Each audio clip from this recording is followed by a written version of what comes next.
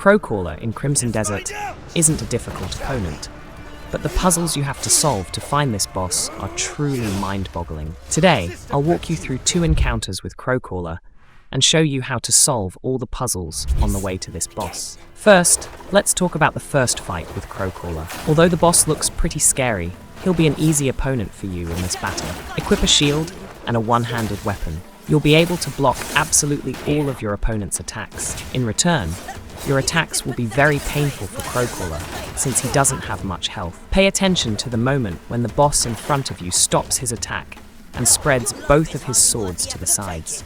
This is the perfect moment for you to launch your attack. You can deal a lot of damage at this moment. Crowcaller will be stunned. After a few strikes, hide behind your shield again and wait for the next good opportunity to attack. This tactic will allow you to win the fight very easily and without taking any damage yourself. Once Crowcaller's health bar is completely depleted, the boss will flee from you, and I'll show you how to find him next. You'll see a marker on the map near the first encounter. Here, you need to go into the house and get the key from the woman living there, who will initially try to attack you. After that, you'll unlock a new location. Run there. You need to find the entrance to the basement that I'm showing you. It's locked, but with the key, you'll be able to get inside. Here, you need to solve a puzzle to open the safe and get a special item. You'll see the solution on the screen.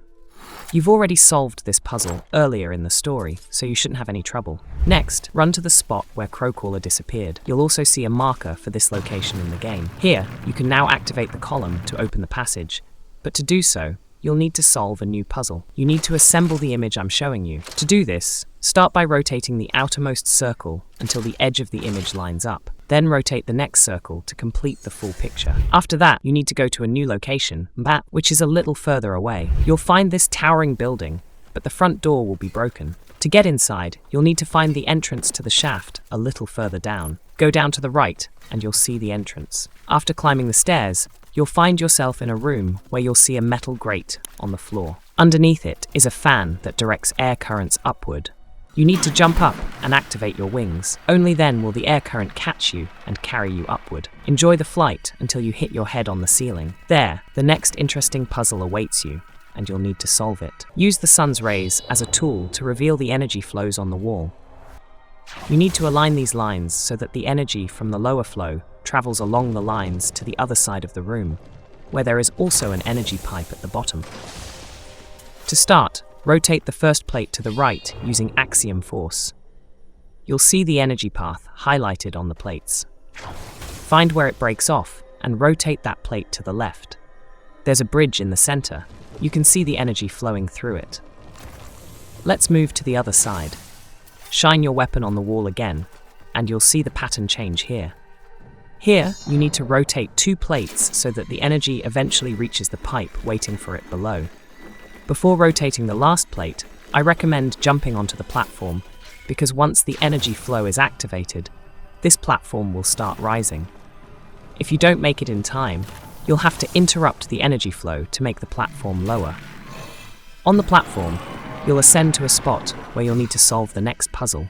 Here's a similar puzzle, but it's much simpler. When you shine your sword on the wall, you'll see that the energy streams diverge to the sides and point upward, but your energy comes from below.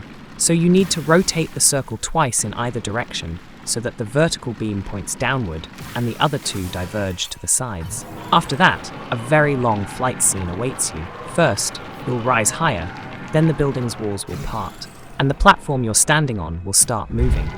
I don't know what to call it. Maybe it's a kind of flying carpet, like the one Aladdin had.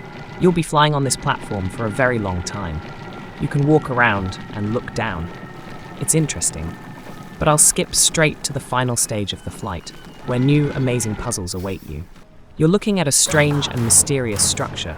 At first, it's hard to figure out what you're supposed to do here.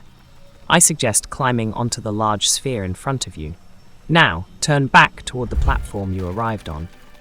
Look to the left and up, and you'll see another sphere with a laser beam there.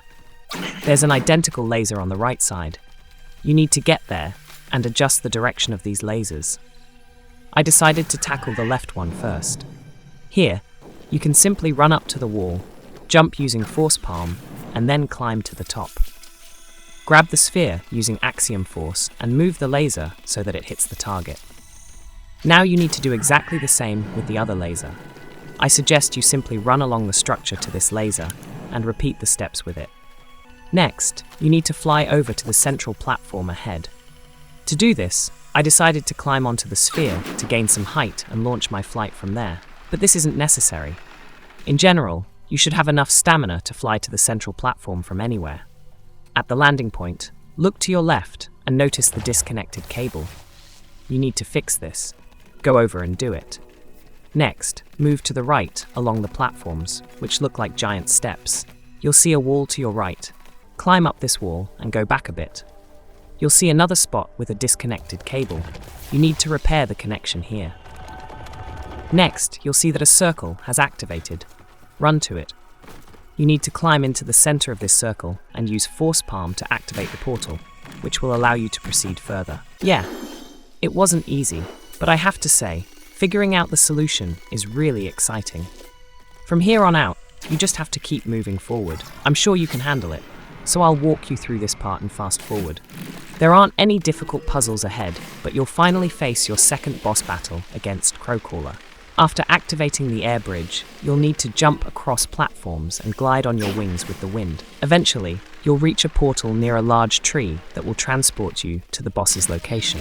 After passing through the portal, carefully and quickly navigate the hanging platforms. They'll collapse under your weight, and you'll finally find yourself at the key point. Activate the portal and head forward to the final battle with Crowcaller, which we'll cover next. The second battle against Crowcaller will consist of 3 phases. Of course, the first phase is the easiest. It's similar to what you've already experienced during your first encounter. You can block all of your opponent's attacks and strike when he spreads his swords apart. The only thing to note is that Crowcaller moves a bit faster during this battle, so you need to be very careful. I recommend focusing the camera on your opponent to track his location so that Crowcaller's attacks don't catch you off guard. Otherwise, you can rely on your previous experience fighting this boss. Block his attacks and wait for the right moment to strike. You'll get through this phase quickly, and after a short cutscene, the second phase of the battle will begin. The second phase is much more difficult. Immediately focus the camera on the enemy.